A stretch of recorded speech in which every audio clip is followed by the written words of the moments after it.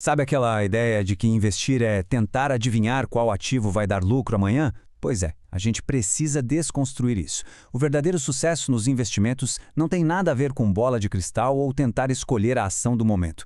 Na verdade, é sobre construir um sistema de decisão lógico, uma estratégia de verdade, aquela que sobrevive aos ciclos do mercado, aproveita as quedas e, claro, põe lucro no bolso quando faz sentido.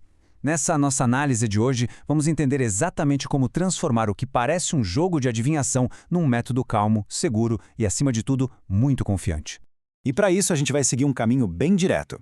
Primeiro vamos ver o perigo das escolhas aleatórias. Depois, o que é de fato uma carteira de investimentos. Em seguida, os perfis e os papéis de cada ativo.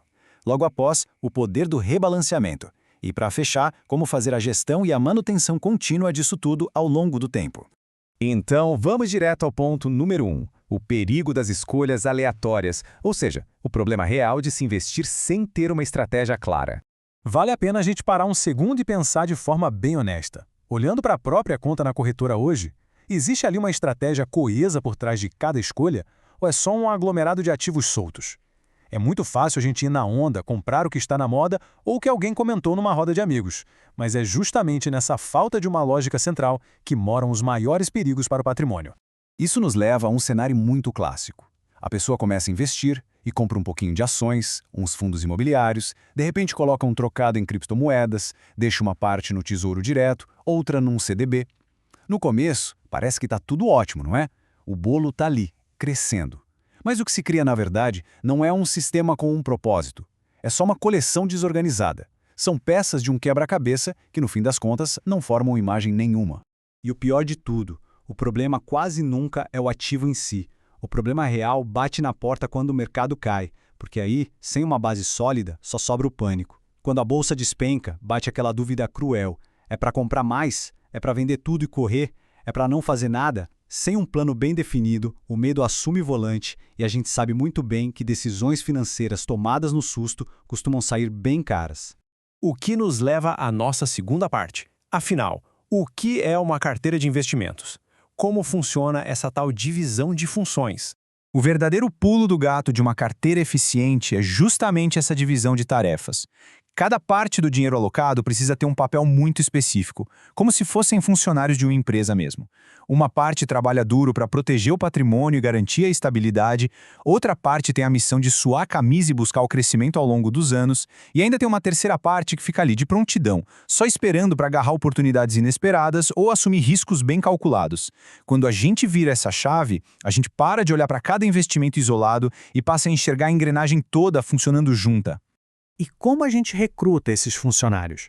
Esse é o nosso terceiro ponto, entender os perfis e os papéis dos ativos, o famoso embate entre renda fixa e renda variável. Na verdade, muito mais do que um embate, existe uma colaboração natural entre a renda fixa e a renda variável. A renda fixa costuma ser a nossa âncora, a base da estabilidade. Ela segura os trancos dos ciclos ruins e, muitas vezes, serve de reserva para quando aparece uma boa chance de compra.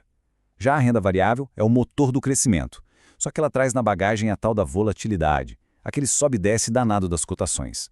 O grande erro é achar que uma substitui a outra. Na prática, elas precisam trabalhar juntas. A renda fixa garante a tranquilidade na tempestade, enquanto a renda variável captura os bons ventos quando o mercado decide decolar. Mas é claro que não existe uma receita de bolo mágica que sirva para todo mundo. O perfil e a tolerância ao risco importam demais. Pensando num exemplo estritamente didático de uma alocação conservadora, a gente poderia ter 80% em renda fixa e 20% em renda variável. É um desenho feito para quem prioriza ao máximo a segurança e a preservação do capital, topando um crescimento mais suave em troca de conseguir dormir tranquilo à noite sem sobressaltos. Agora, para quem busca um meio termo, podemos imaginar um cenário de carteira moderada, com 60% em renda fixa e 40% em renda variável. Aqui já existe um peso um pouco maior no foco em crescimento, mas note que o colchão de segurança continua bastante robusto. É literalmente o caminho do meio entre tentar buscar mais rentabilidade e manter a estabilidade em dia. E, finalmente, chegamos ao perfil agressivo, ilustrado aqui didaticamente com 30% em renda fixa e 70% em renda variável. Buscar retornos mais expressivos lá no futuro exige, obrigatoriamente, ter estômago para aguentar quedas bem bruscas no curto prazo. Essa montanha-russa emocional é simplesmente o pedágio que o mercado cobra por uma estrutura mais arrojada. Entramos agora no ponto 4, que é praticamente o coração da estratégia, o poder do rebalanceamento. Ou, em outras palavras, o segredo lógico de comprar na baixa e vender na alta. Com as fundações prontas, chegou a hora de ligar o motor da crateira. E para entender como o rebalanceamento funciona na prática, vamos desenhar um cenário inicial perfeito, um plano de voo bem claro. Digamos que o nosso alvo seja manter 60% do patrimônio em renda fixa e 40% em renda variável. Esse é o mapa original. A foto da carteira num dia calmo, antes de qualquer solavanco da economia. Aí, de repente, o mercado desaba. Por causa dessa queda forte nos preços das ações, a fatia de renda variável encolhe e passa a ser apenas 30% do dinheiro total, enquanto a renda fixa, que ficou parada, vai para 70%. Nesse momento, muita gente seria tomada pelo pânico. Mas o método não. O método, de forma totalmente irracional, manda um alerta. A renda variável ficou abaixo da meta. Isso significa que os ativos de risco ficaram baratos. É o sinal estratégico para aproveitar o momento e comprar mais, restaurando o equilíbrio para os 40% originais. E no cenário oposto? Imagina que a bolsa dispara vertiginosamente. A renda variável performa super bem e cresce tanto que atinge 50% do patrimônio. Opa, a carteira ficou mais arriscada do que a gente tinha planejado lá atrás. Mais uma vez o sistema age com frieza. Se passou da meta, é hora de vender um pedacinho desses ativos que subiram bastante, colocar o lucro no bolso e usar esse capital para reforçar a renda fixa, voltando para o nosso alvo seguro. A matemática resolve tudo de forma brilhante. Compra-se na baixa e vende-se parcialmente na alta. É exatamente por isso que tem um plano bate-emoção de lavada. Se a gente não tem metas matemáticas bem definidas, as decisões acabam sendo guiadas pelo instinto puro. O resultado prático disso? A gente acaba comprando no topo da euforia geral e vendendo lá no fundo do poço, consumido pelo medo. Um plano de rebalanceamento arranca essas emoções da jogada. A gente não precisa prever onde é o topo ou o fundo, basta comparar o tamanho das fatias hoje com o que foi combinado no início. A lógica, felizmente, assume o controle. E para fechar o nosso ciclo, vamos à parte 5, a gestão e a manutenção contínua. Porque, afinal de contas, o longo prazo não quer dizer que as coisas vão ficar estáticas no tempo. Uma dúvida muito frequente é a seguinte: como saber o momento exato de me desfazer de um ativo que está indo super bem? A grande sacada aqui é entender que vender uma parte do que está dando certo não é se arrepender da escolha, é pura e simples gestão de risco. Se a regra inicial dizia que uma ação deveria representar no máximo 5% da carteira, mas ela voou tanto que bateu os 12%, o que temos aí é um sinal de alerta de concentração. Esse ativo passou a mandar no patrimônio mais do que deveria. Cortar ele de volta para os 5% é garantir a proteção dos lucros que já foram conquistados e redistribuir essa força para proteger o restante do sistema.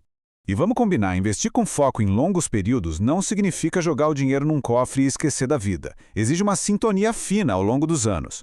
O nosso momento de vida muda, as taxas de juros mudam, a economia do país evolui. É uma jornada verdadeiramente ativa.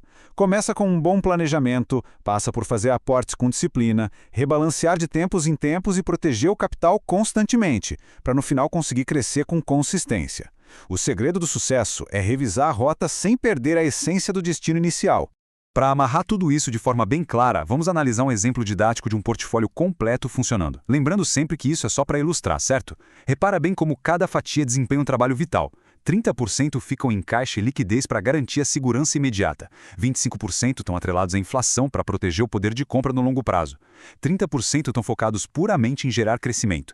10% diversificando em mercados do exterior e só 5% lá na ponta do maior risco. A porcentagem exata que está ali não é a regra principal. A regra inegociável é: nenhum centavo deve entrar na conta sem que a gente saiba perfeitamente qual é seu objetivo ali dentro. E chegamos à nossa reflexão final de hoje. A grande diferença entre o investidor reativo, aquele que corre assustado atrás das manchetes de jornais, e aquele que constrói um patrimônio duradouro, é justamente a estratégia. A tranquilidade financeira não vem da ilusão de acertar a próxima grande tacada ou tentar prever o futuro da bolsa. A verdadeira consistência vem de ter um plano robusto, lógico e sem espaço para decisões precipitadas. A gente nunca vai saber com certeza o que o mercado fará amanhã, e isso é um fato. Mas as regras de como vamos agir em qualquer um dos cenários, essas nós podemos e devemos controlar de perto. No fim do dia, ter um método vale infinitamente mais do que tentar adivinhar o amanhã.